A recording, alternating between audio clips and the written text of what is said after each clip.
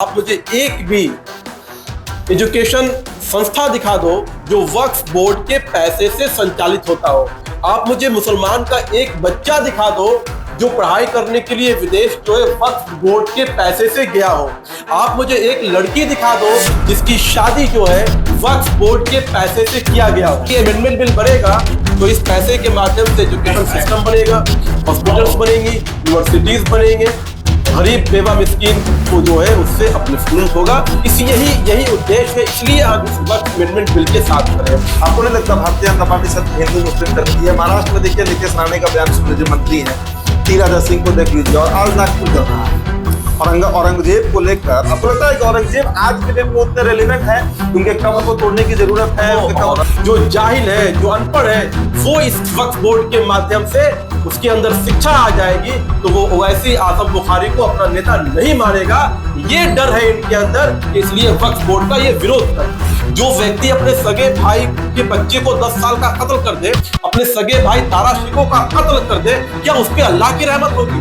जो औरंगजेब अपने भाई की तीनों पत्नियों को हम अपने हरम में स्वीकार करने के लिए उन पे जो है जुल्म करे, क्या उस पे अल्लाह की रहमत होगी? ये सवाल जाकर के पूछिएगा इस देश के और इस बिहार के मुसलमानों से, और इन मुल्ला मौलानों से पूछिएगा कि आप जो रहमतुल्लाह अलैह बोलते हैं, क्या अल्लाह की रहमत होगी? देखिए, वक्फ बोर्ड संशोधन अधिनियम अमेंडमेंट बिल को लेकर एक बार फिर से दिल्ली के जंतर मंतर में प्रोटेस्ट चल रहा है। नजर नीतीश कुमार और चंद्रबाबू नायडू पर बनी हुई है। वक्फ बोर्ड को लेकर इस देश के ज्यादातर जो मुसलमान है, जो मुझे लगता है वो आंदोलित है, क्योंकि ये एक ऐसा मसला है कि दशकों से, सदियों से जो जमीन, जो संपत्ति मुसलमानों की रही है, अब उस पर सरकार कब्जा करना चाहती है। ये बातें कही जा रही है, ज्वाइंट पार्लियामेंट्री कमेटी भी बनी, लेकिन कोई फलाफल नहीं निकला। मतलब देखिए, इस वीडियो में हमारे साथ दानिश इकबाल है, बीजेपी के नेता है और मुस्लिम समाज से है, तो इनसे वक्फ बोर्ड को लेकर हम सवाल करेंगे। दानिश जी, आपकी पार्टी, आपको नहीं लगता कि मुसलमानों की हकमारी करती है? हम औरंगजेब पर जाएंगे बाद में, लेकिन अभी वक्फ बोर्ड को आप देखिए, ये ऐसी संपत्ति है, कई मुसलमान हुए जिन्होंने अपना 100 बीघा 200 बीघा दान कर दिया। उस पैसे से मदरसे चलते हैं, इमाम बाड़ा हो, कब्रिस्तान का मेंटेनेंस हो, कई तरह के काम किए जाते हैं। अब सरकार कह रही है कि वो जमीन हम लेंगे और हम अपने नियम से चलाएंगे। आपको नहीं लगता ये धार्मिक हस्तक्षेप है? देखो, इस देश के अंदर भारतीय जनता पार्टी ही एक ऐसी सरकार रही, चाहे वो अटल जी के नेतृत्व में हो या नरेंद्र मोदी जी के नेतृत्व में हो, तुष्टिकरण को समाप्त करके और सामाजिक न्याय के आधार पर जो है मुसलमानों का डेवलपमेंट किया उन्होंने। अनेकों उदाहरण है। टोपी लगा करके रोजा इफ्तार में बैठ करके मुसलमानों को खुश नहीं किया, या मुसलमानों को सांसद विधायक बना करके मुसलमान कौम का भला नहीं हो सकता। मुसलमानों का भला तभी होगा जब निचले स्तर पर, अंतिम पायदान पर जो दलित मुसलमान है, जो पसमानदा मुसलमान है। आज नरेंद्र मोदी जी से पहले इस देश के अंदर कोई पसमानदा शब्द को जानता नहीं था। कोई ये जानता नहीं था कि मुसलमानों के अंदर भी 36 जातियां होती हैं। कोई ये जानता नहीं था कि भक्को, नट, दफाली, हलालखोर, तेली भी मुसलमानों के अंदर होते हैं। तो नरेंद्र मोदी देश के पहले प्रधानमंत्री हैं जिन्होंने सामाजिक न्याय के आधार पर मुसलमानों को अपलिफ्टमेंट करने का काम किया, और उसके बहुत सारे उदाहरण हैं। देखो, ट्रिपल तलाक का विषय हो, ट्रिपल तलाक के विषय में भी आप लोग ऐसा ही बोलते थे, ये लोग ऐसा ही बोलते थे कि मुस्लिम शरिया में जो है नरेंद्र मोदी की सरकार जो है दखल अंदाजी कर रही है, इस्लाम के अंदर दखल अंदाजी कर रही है। और जब मामला कोर्ट के अंदर पहुंचा तो यही मुस्लिम पर्सनल लॉ बोर्ड ने स्वीकार किया कि हाँ, ट्रिपल तलाक का जो विषय है, जो प्रावधान है, वो गलत है और मुझे राइट्स दिया जाए इसे जो है सही करने का।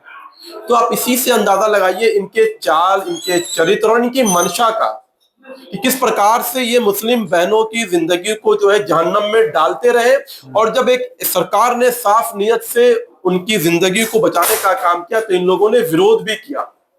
उसी प्रकार से धारा 370 हो, धारा 370 जब कश्मीर से हटा तो सबसे ज्यादा फायदा वहां के पिछड़े मुसलमान, दलित मुसलमान, पसमानदा मुसलमानों को हुआ। आजादी के बाद वहां आरक्षण नहीं पहुंचा था, और धारा 370 हटने के बाद उन लोगों को आरक्षण पहुंचा, वो समाज के मुख्य धारा में जुड़े पाए। उसी तरह से वक्फ बोर्ड की जो प्रॉपर्टीज है, वक्फ बोर्ड जो है, ये अपने आप में इतना विशाल बोर्ड है, इसकी लगातार हम लोगों ने चर्चा की। जेपीसी कमेटी पटना आई थी, वहां भी हमने अपना पक्ष रखा, और जब सरकार ने बिल लाया तो सरकार ने साफ नियति से जेपीसी कमेटी का गठन किया। गठन करने के बाद जेपीसी कमेटी के सभी सदस्य देश के सभी कोने में गए, सभी शहरों में गए और सभी लोगों से वार्तालाप की, चर्चाएं की और उनसे उनका रुख जाना और उसके बाद एक जो है बिल को तैयार किया जो अब पेश किया जाएगा। तो सरकार की नीयत बिल्कुल साफ है। वक्फ बोर्ड में जो पैसे हैं, जो प्रॉपर्टीज है, वो किसके लिए है?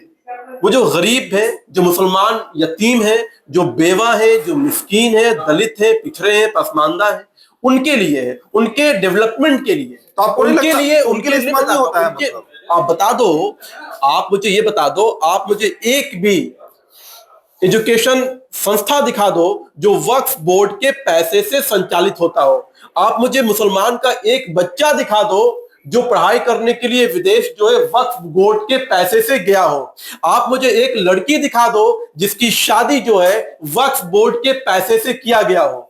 वक्फ बोर्ड का पैसा और प्रॉपर्टीज आजम खान, इमाम बुखारी, ओवैसी जैसे नेता, कांग्रेस के मुसलमान नेताओं जो थे, उन्होंने उसको लूटा, उन्होंने अपना मुतवल्ली वहां बनाया और वक्फ बोर्ड के पैसों का जो है बंडर बांट किया। ये जो वक्फ अमेंडमेंट बिल 2024 आया है, ये वक्फ बोर्ड के अंदर पारदर्शिता को लाने के लिए लाया गया है और जो उसकी प्रॉपर्टीज है, जो उसके पैसे हैं, उसको संरक्षित करने के लिए लाया गया है, ना कि किसी का हक मारने के लिए लाया गया है, ना ही किसी का जो है हक उसको जो बेदखल करने के लिए लाया गया है। जमीन वक्फ बोर्ड की है, वक्फ बोर्ड की ही रहेगी। बल्कि सरकार का यह मानना है कि इस बिल के माध्यम से उसको संरक्षित किया जाए, उसमें पारदर्शिता लाया जाए और उसका जो पैसा का जो हिसाब किताब है उसके अंदर ट्रांसपेरेंसी हो और उसका हकूक जो है, उसका जो अधिकार है, वो गरीब मुस्लिमों को डेवलपमेंट के लिए आ जाए। जब ये अमेंडमेंट बिल बनेगा तो इस पैसे के माध्यम से एजुकेशन सिस्टम बनेगा, हॉस्पिटल्स बनेंगी, यूनिवर्सिटीज बनेंगे, गरीब बेवा मिस्कीन को जो है उससे अपलिफ्टमेंट होगा। यही उद्देश्य है, इसलिए हम इस वक्फ अमेंडमेंट बिल के साथ खड़े हैं। इससे पहले भी 2 बार वक्फ बिल जो है उसमें संशोधन किया गया, कभी किसी ने कोई आवाज नहीं उठाई क्योंकि वो तुष्टीकरण के तहत बनाया गया था। आज जो है उन लोगों का तुष्टीकरण जो है खतरे में दिख रहा है। आज ओवैसी, बुखारी और आजम खान जैसे लोग, सो कॉल्ड सेकुलर लोगों का तुष्टीकरण खतरे में दिख रहा है। अब जो है दलित पसमानदा जो नट है, जो हलालखोर है, जो भक्को है, जो तेली है, जो धुनिया है, जो राइन है, जो सब्जी उगाता है, जो रुई धुनता है, जो जाहिल है, जो अनपढ़ है, वो इस वक्फ बोर्ड के माध्यम से उसके अंदर शिक्षा आ जाएगी तो वो ओवैसी, आजम बुखारी को अपना नेता नहीं मानेगा। ये डर है इनके अंदर कि इसलिए वक्फ बोर्ड का ये विरोध कर रहे हैं। नहीं, सवाल यह है कि अभी तक इसमें कोई हिंदू शख्स शामिल नहीं हुआ था बोर्ड पे, लेकिन अब जो प्रावधान आने जा रहा है इसमें यह चर्चा है कि कोई हिंदू जो है वो भी वक्फ बोर्ड के मतलब जो कमेटी होगा उसमें शामिल हो सकता है। आपको नहीं लगता कि ये धार्मिक मुद्दा ज्यादा है? आप इसे आर्थिक मुद्दा बना रहे हैं, आप इसे इकोनॉमी से जोड़ रहे हैं। वक्फ बोर्ड बिल्कुल भी धार्मिक मुद्दा नहीं है। जब आप कुरान का मुताला करेंगे, कुरान का अध्ययन करेंगे, कुरान में कहीं पर भी वक्फ बोर्ड का कोई, या वक्फ अधिनियम, वक्फ बोर्ड या वक्फ किसी प्रकार का वक्फ का एक शब्द भी कुरान के पूरे 300 पारा के अंदर कहीं नहीं मिलेगा आपको। जिस प्रकार से ट्रिपल तलाक पूरे कुरान के 300 पारा के अंदर एक हर्फ में भी ट्रिपल तलाक नहीं लिखा हुआ है, उसी तरह से कुरान के अंदर वक्फ का वर्ड नहीं लिखा हुआ है। वक्फ पूरी तरह से सामाजिक और आर्थिक विषय है, मुसलमानों के डेवलपमेंट के लिए, गरीब मुसलमानों के डेवलपमेंट के लिए। मजहबी विषय तो है ही नहीं। जब कोई सरकार के द्वारा संचालित बॉडी है वक्फ बोर्ड, तो ये मजहबी कैसे हो जाएगा? इसका देख रेख, इसका बॉडी कौन संचालित करता है? सरकार करती है। उसका जो है ऑडिट कौन कराएगा? सरकार कराएगी। उसमें जो पैसे खर्च होते हैं कौन देता है? सरकार देती है। तो ये पूरी तरह से सामाजिक और आर्थिक विषय है और इसका मेन उद्देश्य है गरीब, यतीम, बेवा, मिस्कीन, दलित, पासमानदा, पिछड़े, अति पिछड़े का डेवलपमेंट। इसके अलावा कोई उद्देश्य नहीं है। आपके कहने का मतलब है दानिश जी की और आपने जो कहा कि इसमें गैर मुस्लिम को लाने का प्रावधान है इसकी बॉडी में, ये इसलिए है भाई मेरे कि आप फेल हुए 70 वर्षों में इसको संचालित करने में, आप फेल हुए इसको इसमें पारदर्शिता लाने में, आप फेल हुए इसको उनका हक दिलाने में जिसके लिए वक्फ बोर्ड का निर्माण हुआ था। इसलिए आज आप ही के बीच में से, आप ही के समाज में से देश का एक नागरिक उसके अंदर होगा ताकि पारदर्शिता लाई जाए। नहीं, आपके कहने का मतलब है सीधे तरीके से कि अभी तक 75 सालों में 80 सालों में मतलब आजादी के बाद वक्फ बोर्ड अपना काम ही नहीं कर पाई, किसी गरीब को उसका हक नहीं दिला पाई। आप कह रहे हैं कि कोई मुसलमान का बच्चा तक विदेश पढ़ने नहीं गया, तो उस पैसे का हो क्या रहा था, जो कि बहुत बड़ी संपत्ति है, रेलवे के बाद सबसे बड़ी संपत्ति वक्फ की है। मैं आपको समझाता हूँ। एक्चुअली क्या है कि लोगों को जानकारी नहीं है, ऑब्वियसली नहीं जानकारी है, मुसलमानों को जानकारी नहीं है वक्फ बोर्ड के बारे में। आप एक सर्वे कर लो, आप चले जाओ घूमने के लिए जहां जहां वक्फ बोर्ड की प्रॉपर्टीज है, मस्जिद बनी हुई है और मस्जिद प्राइम लोकेशन पे बनी हुई है और मस्जिद के चारों तरफ जो है दुकानें बनी हुई है और वो दुकानें जो है किराए और रेंट पे चल रही हैं। जानते हो उसका रेंट कितना मिलता है? 200 रुपया। मार्केट वैल्यूज उस दुकान की किराए की 20,000 रुपए होगी और वक्फ बोर्ड को 200 रुपया मिल रहा है। क्यों मिल रहा है 200 रुपया? क्योंकि जो उस वक्फ की प्रॉपर्टी का जो मुतवल्ली है उसने पहले ही मोटे रकम ले चुके हैं। अच्छा, किराया का पहले ही मोटा रकम ले लिया है और मोटा रकम लेने के बाद जो है 200 रुपया के प्रति माह पे वो दुकान जो है किराए पे चल रहा है और आज से नहीं सालों से चल रहा है। और पूरे देश की यही हालत है, यही स्थिति है।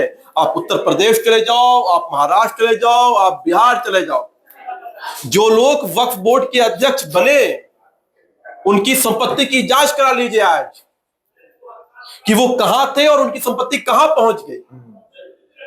वक्फ बोर्ड के पास इतने पैसे हैं कि वो तो मुसलमान गरीब यतीम तो छोड़िए, देश के दूसरे जो मज़ाहिब के जो लोग हैं उनके भी उत्थान के लिए काम करे, इतने पैसे हैं। लेकिन बड़े बड़े कॉर्पोरेट्स को इन्होंने जो है लीज पे दे दिए, अरबों अरब रुपए लेकर के लीज पे दे दिए और वक्फ बोर्ड को 200 रुपए का जो है आप महीना दे रहे हो। तो ये पूरी की पूरी एक संरचनाएं रही 70 वर्षों में वक्फ बोर्ड को कैसे लूटने का काम किया गया, कैसे वक्फ बोर्ड के प्रॉपर्टीज पे जो है इन लोगों का कब्जा हुआ और वक्फ बोर्ड को कमजोर किया गया और उसका लाभ जो जिनको मिलना चाहिए था गरीब मुसलमानों को उसको नहीं मिला। इसलिए मैं इस बिल का सपोर्ट कर रहा हूं।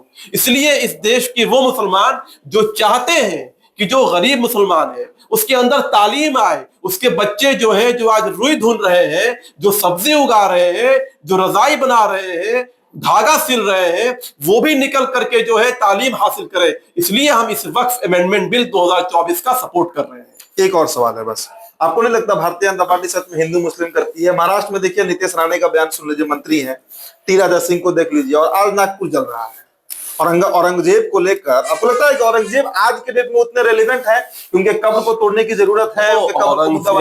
औरंगजेब कभी भी इस देश के अंदर रिलेवेंट हो ही नहीं सकता है। औरंगजेब का जो शासन काल रहा हो या औरंगजेब का जो चाल चरित्र रहा हो वो दर्शाता है कि वो रिलेवेंट हो ही नहीं सकता है और उसका गुणगान, उसका महिमा मंडन, उसकी तारीफ इस देश के अंदर क्या इस धरती पर कहीं नहीं हो सकती। आप एक बात बताओ, रावण अगर जो है क्रूर था तो क्रूर था, उसकी तारीफ कोई कैसे कर सकता है? उसी प्रकार से औरंगजेब के बारे में खुद औरंगजेब के पिता शाहजहां ने जो है फारसी में एक शेर के माध्यम से उसके चरित्र का वर्णन किया। औरंगजेब ने अपने पिता शाहजहां को कैद कर दिया। किस लिए कैद किया? कौन से मजहब की लड़ाई लड़ रहा था वो? जो लोग जो मैं उन मुसलमानों को मैं चुनौती के साथ पूछना चाहता हूं जो औरंगजेब को औरंगजेब रहमतुल्लाह अलैह बोलते हैं। रहमतुल्लाह अलैह उनको बोला जाता है जिसके ऊपर अल्लाह की रहमत होती है। आप बताओ, जो व्यक्ति अपने बाप को कैद कर दे क्या उस पर अल्लाह की रहमत होगी? जो व्यक्ति कैद में अपने बाप का पानी बंद कर दे उस पर क्या अल्लाह की रहमत होगी? जो व्यक्ति अपने सगे भाई के बच्चे को 10 साल का कत्ल कर दे, अपने सगे भाई दारा शिको का कत्ल कर दे, क्या उस पे अल्लाह की रहमत होगी? जो औरंगजेब अपने भाई की तीनों पत्नियों को हम अपने हरम में स्वीकार करने के लिए उन पे जो है जुल्म करे, क्या उस पे अल्लाह की रहमत होगी? ये सवाल जाकर के पूछिएगा इस देश के और इस बिहार के मुसलमानों से और इन मुल्ला मौलानों से पूछिएगा कि आप जो रहमतुल्लाह अलैह बोलते हैं क्या अल्लाह की रहमत होगी ऐसे लोगों पर? और ये बात खुद औरंगजेब के पिता कह रहे हैं। नहीं, यहाँ पे सवाल है कि ठीक है उनका हम प्रशंसा नहीं करेंगे, लेकिन दिन रात पानी पी पी कर नीतीश राणे जिस तरह गाली दे रहे हैं उसी का रिजल्टेंट है आज कि नागपुर में इतना बड़ा हिंसा हो गया। टी राजा सिंह खड़ा होकर कब तोड़ने की जरूरत है? बिल्कुल, देखो नागपुर में जो हुआ वो दुर्भाग्य है। भारत आज बहुत तेजी से आगे बढ़ रहा है, भारत बहुत तेजी से डेवलपमेंट की ओर जा रहा है। अब भारत वो नहीं रहा कि जो है यहाँ दंगे करोगे आप, यहाँ फसाद करोगे आप। दंगे करोगे तो जेल के अंदर रहोगे या गोली खानी पड़ेगी आपको अंदर। पत्थर चलाओगे तो गोली चलाएगी भारत की सेना आपके ऊपर, याद रखिए आप, ये भारत है। तो इसलिए दंगा जो है वो दुर्भाग्यपूर्ण है, दंगा नहीं होना चाहिए था। लेकिन हाँ, जिन लोगों ने, चाहे वो मेरे पार्टी के ही लोग क्यों ना हो, अगर उन्होंने ऐसा कोई बयान दिया है, प्रधानमंत्री जब उनकी मजम्मत करते हैं तो मैं क्यों नहीं करूंगा, मैं भी उनकी मजम्मत करूंगा, मैं भी उनकी कंडेम करूंगा अगर किसी ने इस प्रकार की भ्रामक बयान दिए हैं और जो चीज रिलेवेंट नहीं है उसको जबरदस्ती का रिलेवेंट करने की कोशिश कर रहे हैं। तो ऐसे लोग निंदनीय है और निश्चित तौर पर भारतीय जनता पार्टी एक बड़ा परिवार है, दुनिया की बड़ी पार्टी है। हो सकता है कि एक दो लोगों ने कुछ ऐसे बयान दिए होंगे, निश्चित तौर पर शीर्ष नेतृत्व भारतीय जनता पार्टी जो है उसकी निंदा करेगी और उनसे सवाल पूछा जाएगा। चलिए, बहुत बहुत शुक्रिया दानिश जी से जुड़ने के लिए, बहुत बहुत शुक्रिया।